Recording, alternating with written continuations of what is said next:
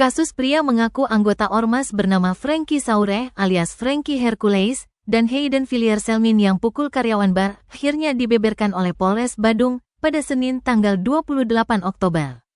Keduanya dihadirkan dengan mengenakan seragam oranye. Seragam oranye tersebut menandakan pria yang mengaku anggota ormas itu kini berstatus sebagai tersangka dan ditahan. Kapolres Badung AKBP Teguh Priyo Wasono menerangkan, pengeroyokan ini terjadi di apartemen The Umalas Signature di Jalan Bumbak, Kelurahan Kerobokan, Kelot, Kuta Utara, Badung.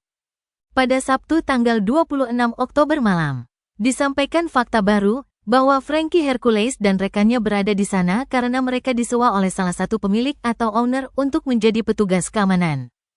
Kronologi peristiwa itu bermula ketika 6 orang yang berisikan kedua tersangka mendatangi bar di TKP dan meminta bir kepada bartender berinisial IBPASP yang kala itu sedang beres-beres.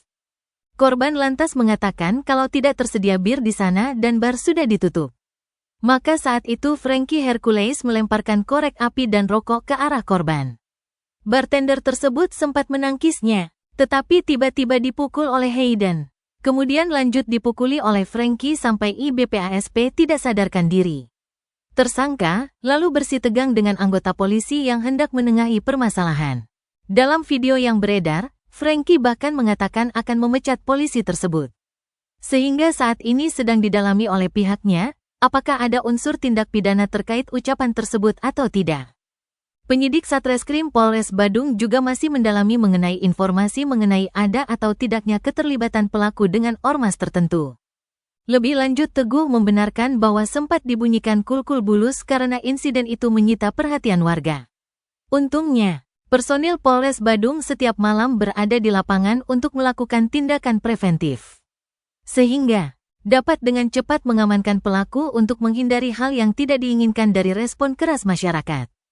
Atas perbuatannya, kedua tersangka dikenakan pasal 170 KUHP tentang melakukan penganiayaan secara bersama-sama atau pengeroyokan. Terancam pidana penjara paling lama 5 tahun 6 bulan.